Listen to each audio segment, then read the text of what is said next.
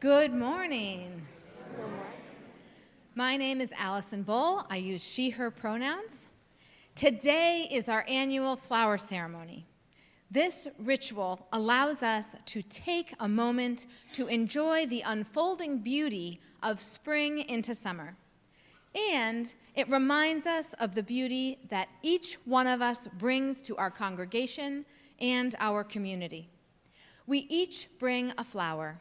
And if you didn't bring a flower this morning, there are plenty to share, representing the beautiful uniqueness of every individual. If you are on Zoom, virtual flowers count too.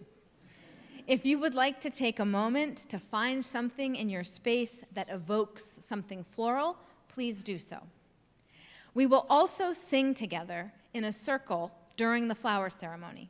If that doesn't sound like something for you today, you are welcome to choose a different way to celebrate the flowers in a way that does feel right for you. My name is Robin Livingston, and I invite you to say the chalice lighting words with me.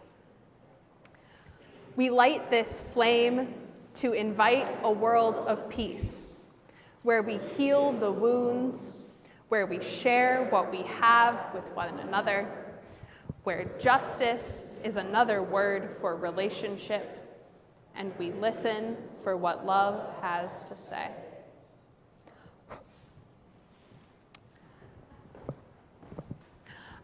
Please rise in body or in spirit to sing hymn 77, Seek Not Afar for Beauty.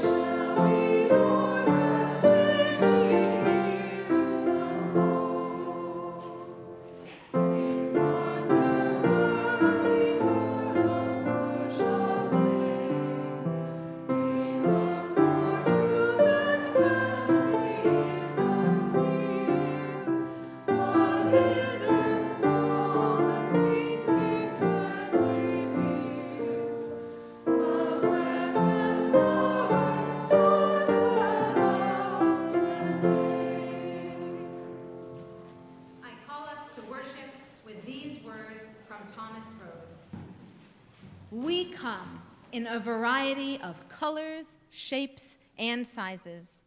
Some of us grow in bunches. Some of us grow alone. Some of us are cupped inward, and some of us spread ourselves out wide. Some of us are old and dried and tougher than we appear. Some of us are still in bud. Some of us grow low to the ground, and some of us stretch toward the sun. Some of us feel like weeds sometimes. Some of us carry seeds sometimes. Some of us are prickly sometimes. Some of us smell. And all of us are beautiful. What a bouquet of people we are. Each flower, even in the bouquet, is still unique. Take a look at our beautiful flowers that have come from all over this morning. Maybe you can even still see the flower that you brought. Together, they become something bigger and more vibrant than any individual on its own. These are the words for blessing the flowers that were slightly adapted for this time, that were written by Norbert Chopek, who performed the first flower ceremony. Infinite Spirit of life, we ask your blessing on these, your messengers of fellowship and love. May they remind us, amid diversities of knowledge and of gifts, to be one in desire and affection and devotion to good and beauty. May they also remind us of the value of comradeship, of doing and sharing with one another. May we cherish friendship as a most precious gift. May we not let awareness of another's talents discourage us or sully our relationship. May we realize that whatever we can do, great or small, the efforts of all of us are needed. May we be strengthened by the knowledge that one Spirit, the Spirit of love, unites us. And may we endeavor together for a more joyful life for all. Amen.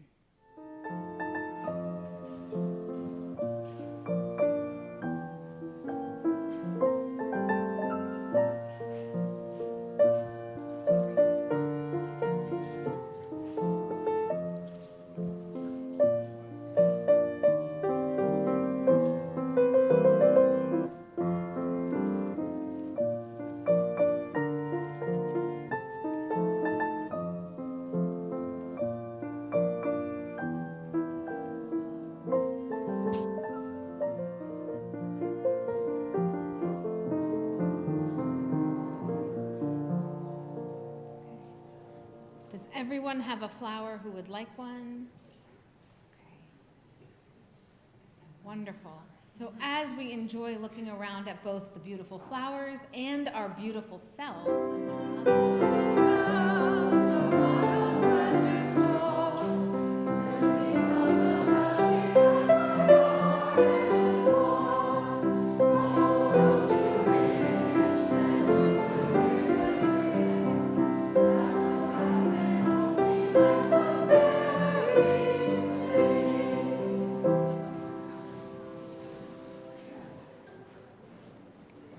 What a beautiful spread of flowers this morning.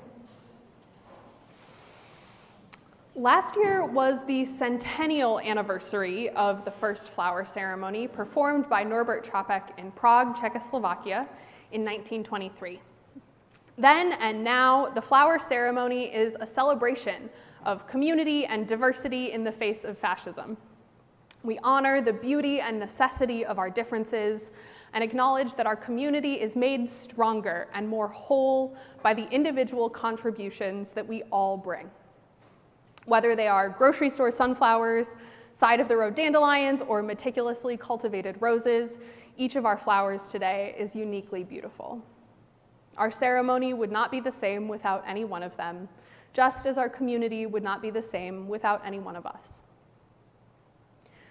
In 2 weeks, Unitarian Universalists will gather from around the country in a virtual General Assembly, the annual gathering of our faith denomination since 1962, and the consolidation of the Unitarians and Universalists. At this General Assembly, attendees will vote on the proposed Article 2 revisions, which rewrite our principles and sources to articulate the values that bring us together as a faith community. While these principles and sources have been a guiding light, our faith community has grown and changed. This is the beauty of our living tradition. Our roots go down deep, but we are not afraid to sway in the changing winds of a new day. The principles and sources were not original to Unitarian Universalism either. They were adopted in 1985 and replaced the original 6 principles that were written in 1960 in the merger. The 85 principles took 4 years between proposal and adoption and have seen several updates since they were adopted. If there's one thing we can agree on as UUs, it's that we won't always agree and that change won't always be easy. but we are also committed to changing with the times. While these values are new, they are also very familiar. Justice, equity, transformation, pluralism, interdependence, generosity, and at the center, love. These values are not new for UUs, but we are writing a new way of being into the world. A lot of the language is similar to the principles, but the description of each value enumerates how we live into our values. When I first heard that the principles were getting rewritten, I got a little defensive. I like those principles. I grew up with them. But when I actually sat down to read the proposed language, I found in them a deep sense of familiarity, and even some of the key phrases that move through life with me. Inherent dignity and worthiness, interdependent web. Our values are not just an aspiration, they are a call to action. They're a call to build the world we envision, starting with our own communities. The principles start with, we covenant to affirm and promote. But the new values call us each to specific action with much more evocative verbs. Honor, protect, create, nurture, repair, celebrate, learn, embrace, work, dismantle, adapt, transform, cultivate, share, declare, build, sustain. We are a faith that is moving and growing. We as a congregation reflected on each of these values throughout this year and similarly have undergone change. We sent our minister on sabbatical and in doing so committed ourselves to both our values in how we think about labor and rest in this congregation, as well as stepping up to fill the pulpit and Reverend Rachel's shoes in new ways. This has meant a new kind of work and collaboration and community. And we're almost there. Next week, Sir Alex Capitan will join us for a service about radical welcome, and we will pick up summer services again in August. A few weeks ago, we celebrated our new member ceremony with 26 new members this year.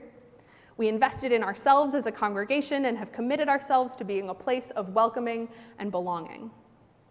We too are a congregation with deep roots, but we are not afraid to sway in the winds of change. Last year, we voted to adopt a new covenant for our community, and this year, our Committee on Shared Ministries has been discussing with the congregation what we want our mission to be, how we want to be known as a community, and what we see the purpose of our congregation to be. They shared with me some of the themes that have come out of those conversations this year. To take good care of each other and do good work in the world. To connect with people with shared values. A place to be reminded of things outside ourselves that are important and enduring. To be inspired in how to live our values and work for justice in the world. A spiritual home. To make and share meaning. What a beautiful world to call into being. We are called as a congregation, as a faith community, and as individual flowers in our larger bouquet to co-create the world we want to inhabit. It means learning from our past and honoring our roots. And it means changing as we learn and grow, to know that we cannot do this alone. Please rise in body or in spirit to sing hymn 131, Love Will Guide Us.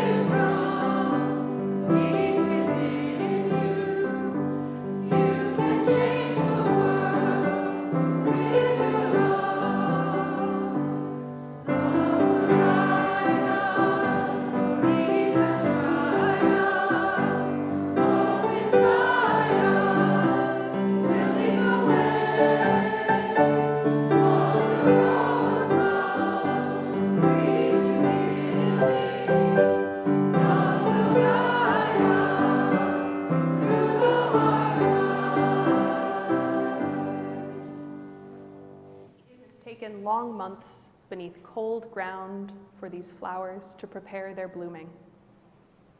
It has taken each of us long times of growth through sorrow and joy to prepare for our living now. The blooming season is short. The flowers stay only a brief time. We are travelers upon the earth, travelers through all too brief lifetimes. Therefore, let our moments be bountiful. Let us rejoice in our unique colors, aromas, and sounds. Let us celebrate together in love, that as we travel away, we take with us the memory of golden hours together among the flowers. Please remain seated for our meditation hymn, 352, Find a Stillness. Find a stillness, hold the stillness, let the stillness carry me. Find the silence, hold the silence, let the silence carry me. In the Spirit, by the Spirit, with the Spirit giving power, I will find true harmony. Seek the essence, hold the essence, let the essence carry me. Let me flower, help me flower, watch me flower, carry me. In the Spirit, by the Spirit, with the Spirit giving power, I will find true harmony. We extinguish this flame, but not the light of truth, the warmth of community, or the fire of commitment. These we carry in our hearts until we are together again. We're about to sing our closing song. You can stay right where you are and be held in the love of the congregation, or you're welcome to form a circle around the outer aisles as we sing.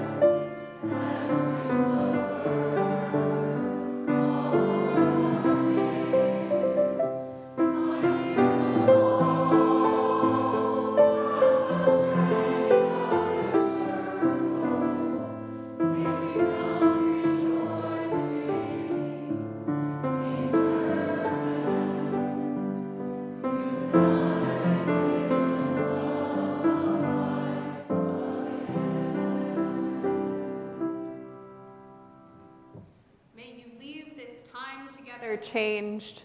May the promises you have made to yourself about who you want to be feel closer to the reality of who you are right now. May you share that feeling of transformation wherever you go. May it spread into every word, deed, thought, and interaction until we are all changed, transformed, and transforming together, becoming our better selves. Go in peace.